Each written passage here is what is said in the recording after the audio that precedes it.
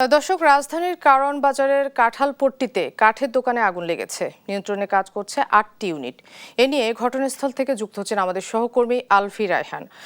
আলফি, আগুনের সর্বশেষ পরিস্থিতি কি? ভবনে কেউ আটকা পড়েছেন কিনা, বিস্তারিত আমাদেরকে জানাবেন।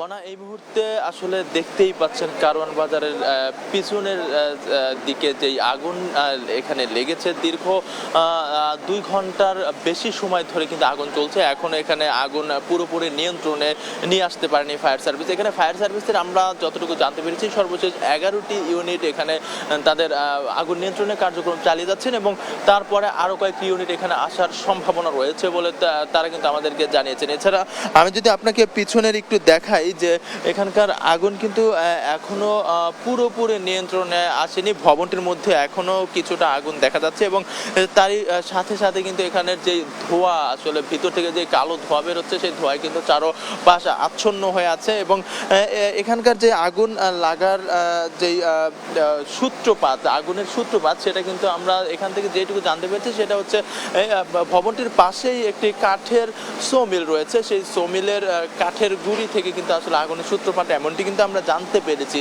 এরপরে সেই ভবনের সো-মিলের পাশে যে 5তলা ভবনটি রয়েছে সেই ভবনটির দিকে আগুন ছড়িয়ে পড়ে এবং সেই ভবনটির মধ্যে আমরা যেটা জানতে পেরেছি যে এখানে টিস্যু, ডায়াপ্যাড এবং কাপড়ের কিছু গোডাউন রয়েছে 5তলা ভবনটির মধ্যে এবং সেখানে কিন্তু আগুন তীব্র থেকে তীব্রতর হয়ে ওঠে। এরপরে সেখানে আগুন আসলে এখন পর্যন্ত পুরোপুরি নিয়ন্ত্রণে আসেনি আগুন, আমরা সেটাও দেখতে পাচ্ছি। আগুন 10টা থেকে 10:30টার মধ্যে আগুন লাগার ঘটনাটি ঘটে এবং তার আধা ঘন্টা পরেই আসলে এখানে ফায়ার সার্ভিস আসেন এবং ফায়ার সার্ভিস এসে তারা আগুন নিয়ন্ত্রণের কার্যক্রম চালিয়ে যাচ্ছেন। সেই 10:30 থেকে শুরু করে এখন পর্যন্ত তারা কার্যক্রম চালিয়ে গেলেও এখন পর্যন্ত তারা আগুন পুরোপুরি নিয়ন্ত্রণে আসেনি আগুন।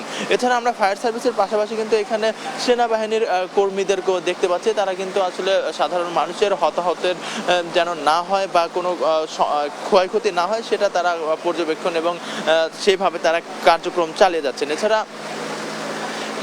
এখান থেকে এখন পর্যন্ত এখানে কি পরিমাণ ক্ষয়ক্ষতি হয়েছে বা এখানে কি পরিমাণ কোনো ক্ষয়ক্ষতি হওয়ার সম্ভাবনা রয়েছে সেটা কিন্তু আমরা এখন পর্যন্ত নিশ্চিতভাবে কোনো কিছু বলতে পারছি না। তবে সবকিছুর পরে ব্রিফ করলে বা হয়তো বা আমরা জানতে পারবো। এই ছিল আমার কাছে এখান থেকে কারওয়ান বাজারে আগুন লাগার এখান থেকে সর্বশেষ তথ্য।